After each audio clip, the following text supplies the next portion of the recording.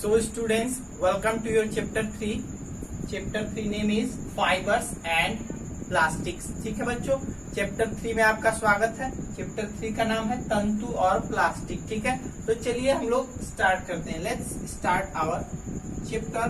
And in the previous classes, in class 6 and in class 7, we have learned that fabrics are used to make clothes। ठीक है बच्चों, हम लोग class 6 और 7 में फैब्रिक्स के बारे में पढ़ चुके हैं।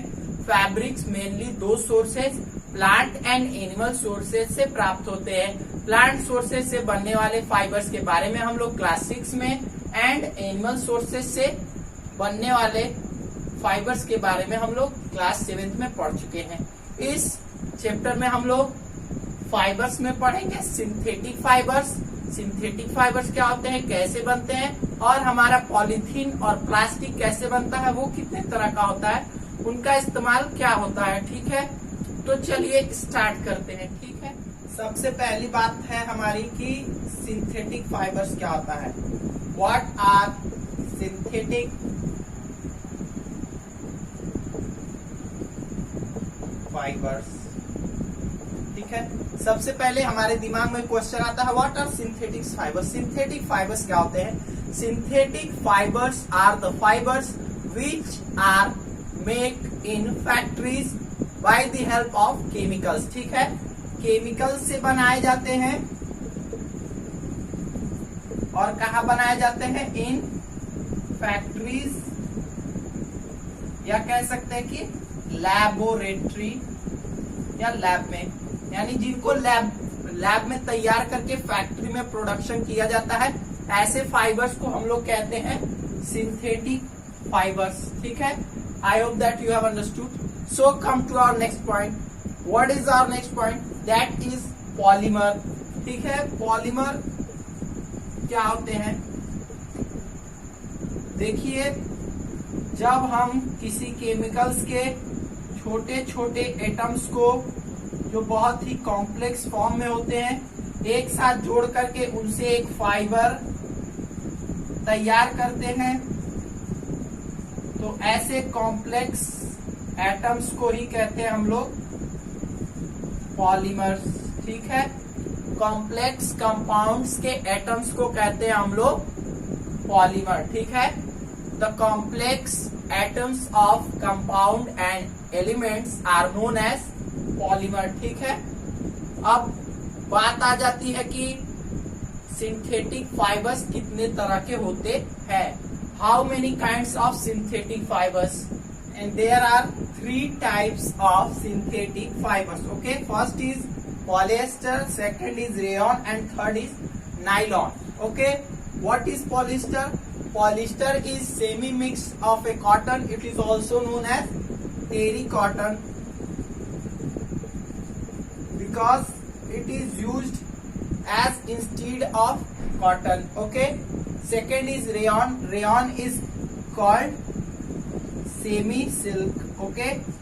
Rayon is called semi-silk. It is used instead of silk because silk is very costly and simple people cannot buy it, so they go for the rayon made, and rayon is also called as semi silk. Okay, ठीक है, and the last one is nylon. Nylon is a fiber which is used to make dresses like pant, shirts, and many kind of brushes, toothbrushes, and socks. Okay, the hairs of a brushes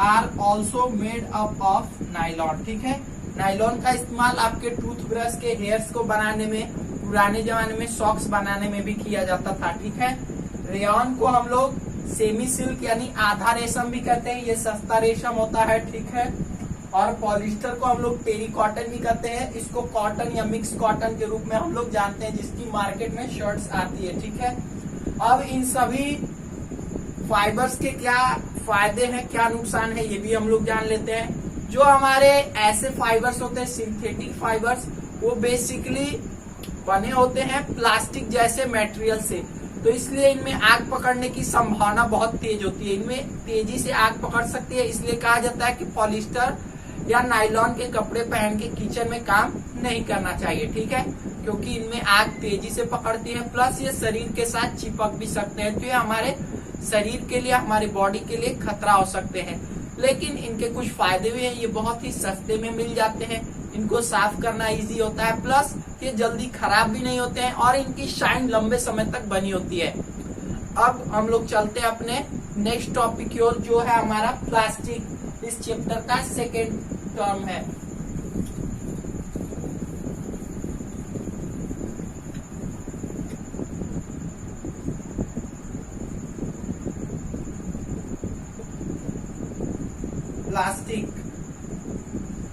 Plastics are made up of polymers of hydrocarbons.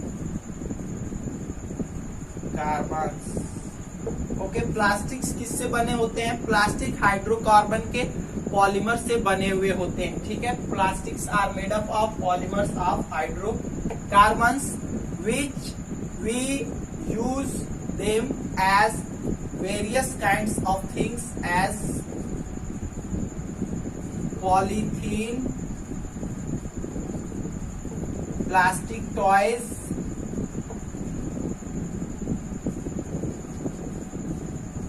plastic bottles, etc. and lots of uses are there in plastic.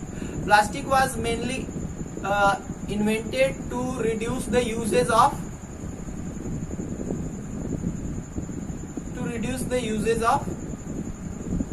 Paper. Okay, plastic का mainly आविष्कार इसलिए किया गया था ताकि कागज का इस्तेमाल कम से कम हो सके, लेकिन प्लास्टिक धीरे धीरे हमारे समाज में इस तरीके से घुस गया है कि प्लास्टिक को हम लोग अब निकाल नहीं सकते, क्योंकि प्लास्टिक को रिसाइकिल तो किया जा सकता है, लेकिन प्लास्टिक हजारों सालों में भी कभी समाप्त नहीं होता है, इसलिए प्लास्टिक आज के समय में समस्या बन गया है।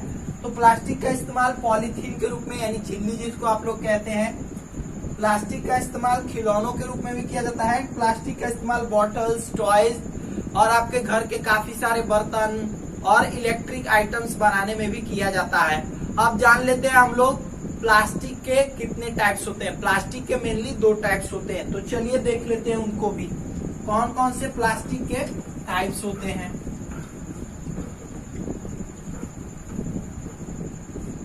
प्लास्टिक के 2 टाइप्स होते हैं। पहला है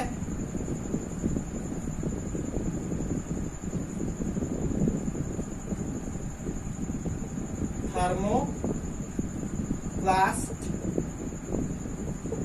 ठीक है, थर्मोप्लास्टिक, एंड दूसरा है थर्मोसेटिंग प्लास्टिक।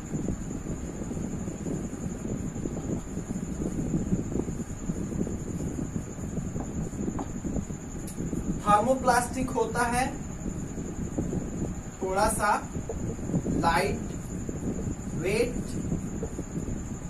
एंड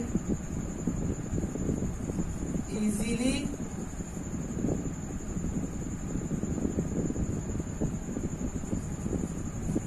मेल्टेबल। ओके, यानी यह हल्का होता है और आसानी से पिघल जाता है, जबकि थर्मोसेटिंग प्लास्टिक होता है hard and don't melt easily. Okay, जो आसानी से नहीं पिघलता है वो होता है थर्मोसेटिंग, और जो आसानी से पिघल जाता है वो होता है थर्मोप्लास्टिक। थर्मोसेटिंग और थर्मोप्लास्टिक में यही अंतर है कि थर्मोप्लास्टिक से हल्के मटेरियल जैसे टॉयज, ठीक है, यूटेंसिल्स एंड हमारी पॉलीथीन बनाई जाती है, जबकि